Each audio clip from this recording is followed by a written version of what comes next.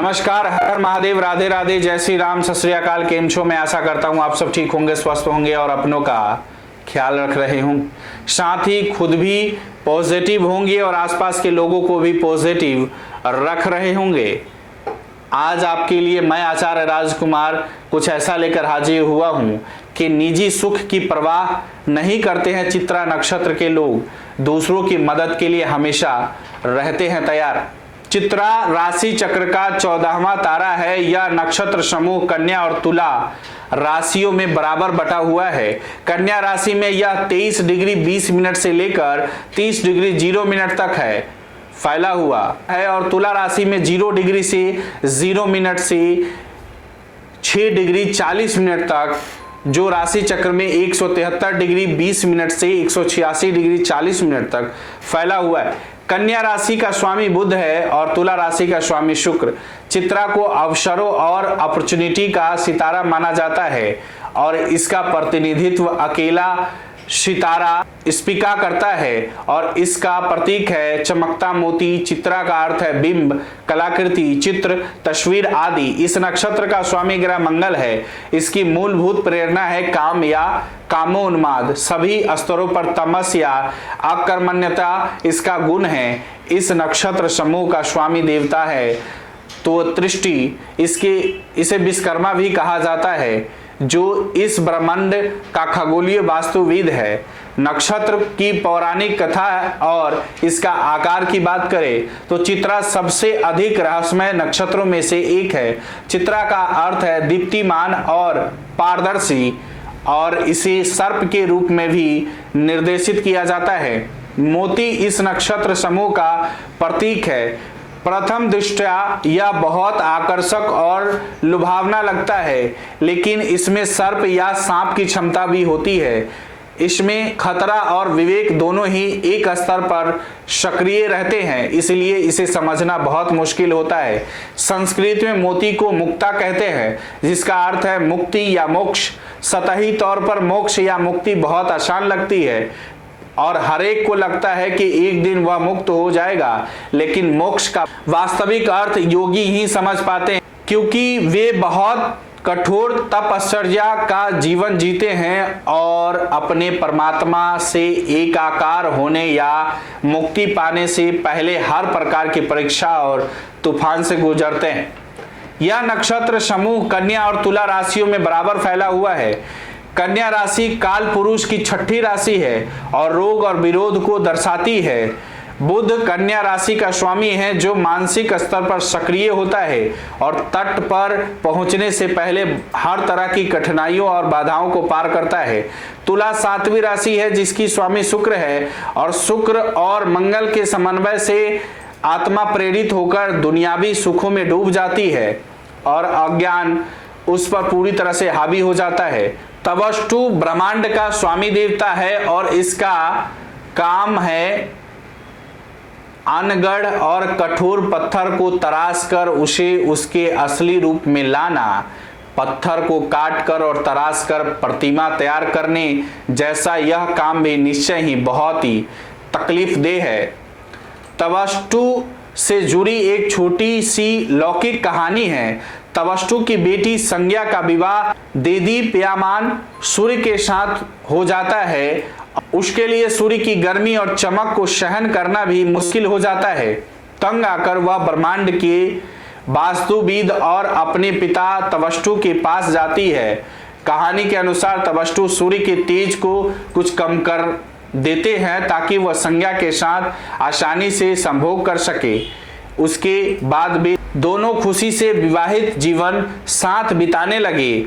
यह कहानी स्पष्ट रूप में बताती है कि वास्तविक बाहरी स्थितियों के अनुरूप अपने आप को ढाल लेना चाहिए और स्वार्थ को, भावना को अपने पास किसी भी रूप में फटकने नहीं देना चाहिए। चित्रा का अर्थ है दर्पण और दर्पण का मकसद यही है कि आप उसमें अपनी सही तस्वीर देख सके।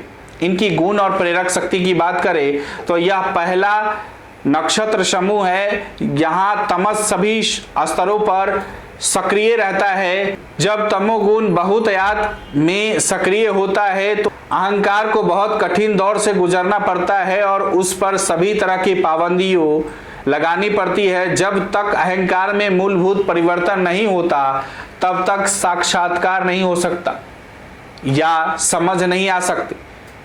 इस नक्षत्र समूह की प्रतीक मोती और सर्प है, जो विरोधाभास भी स्थितियों को दर्शाता है।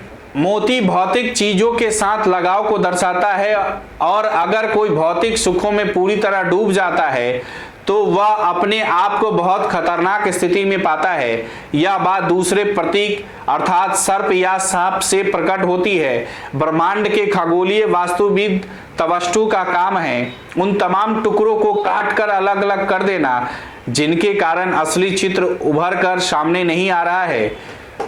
काम इस नक्षत्र की प्रेरक शक्ति है। यही वह वासना है जो आत्मा को अज्ञान के अधूरे कुएं में ढकेल देती है और तमोगुणी शक्तियां वहां पर उसे जकड़ लेती हैं।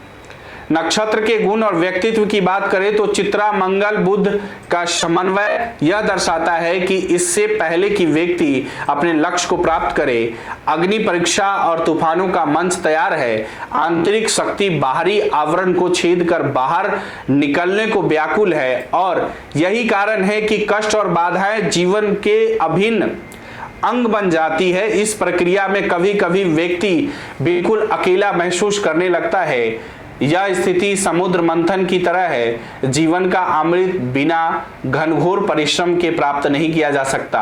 जब जीवन के रहस्य का उद्घाटन होगा तभी असली चित्र प्रकट होगा। चित्रा मंगल शुक्र का समन्वय भारी क्षमता को दर्शाता है। विरोधाभास के रूप में विवेक और खतरा दोनों ही इस नक्षत्र में समाहित है। यही कारण है कि इस नक्षत्र समूह को सबसे अधिक रहस्यमय माना जाता है। वांछित परिणाम प्राप्त करने के लिए आपको अंत तक जाना पड़ेगा और अपनी क्षमता का पूरा उपयोग करना होगा। आकांक्षा करने वाले व्यक्ति को अपने आप को अनुशासित करना होगा और लक्ष्य साधन के लिए अपनी पूरी ताकत लगानी होगी और तभी आप अपने असली मकसद को प्राप्त कर सके। सफलता प्राप्त करने से पहले असहाय होने की स्थिति से भी गुजरना पड़ता है। इस समन्वय में जन्म लेने वाले लोग को सफल होने के लिए भारी कीमत चुकानी पड़ती है। आप कुछ हद तक योगी की तरह ही सोचते हैं। योगी इस सच को अच्छी तरह समझते हैं कि कोई बड़ी उपलब्धि हासिल करने के लिए या रोजमर्रा के चक्कर से छुटकारा पाने के लिए हमें भारी तकलीफों और बाधाओं से गुजरना ही होगा। आप यह भी मानते हैं कि हमारी आत्मा के असली स्वरूप का साक्षात्कार तपस्या से ही हो सकता है।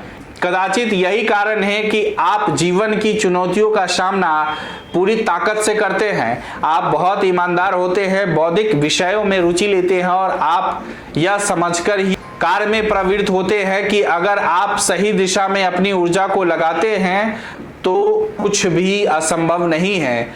जिन क्षेत्रों में आपकी क्षमता होती है उनमें लोगों की मदद करने में अतिरिक्त उत्साह दिखाते हैं। आप दुनियावी स्तर पर व्यक्तिगत लाभ के लिए पूरे मन से और ताकत के साथ जुड़ जाते हैं।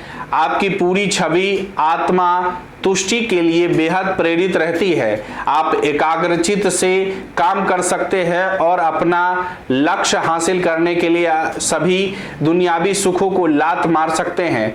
कभी कभी बाहर परिस्थितियों को आपको प्रभावित तो कर सकती है, लेकिन आप में उनसे जूझने का मादा भी होता है।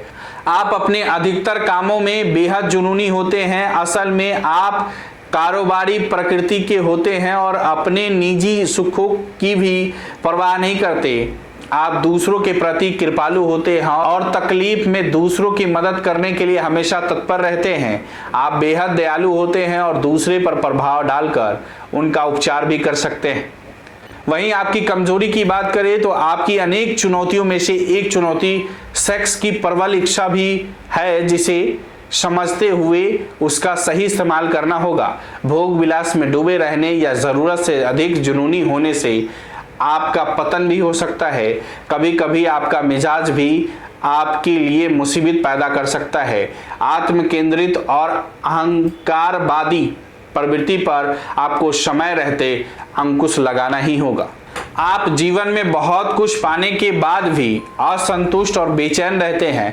भोग विलास में डूबे रहने और आत्म केंद्रित होने से आपके व्यक्तित्व में कई उलझने आ सकती है। आपको अपनी शक्तियों को संगठित करना सीखना होगा, क्योंकि विध्वंसक प्रवृत्ति आपको भारी पड़ सकती है।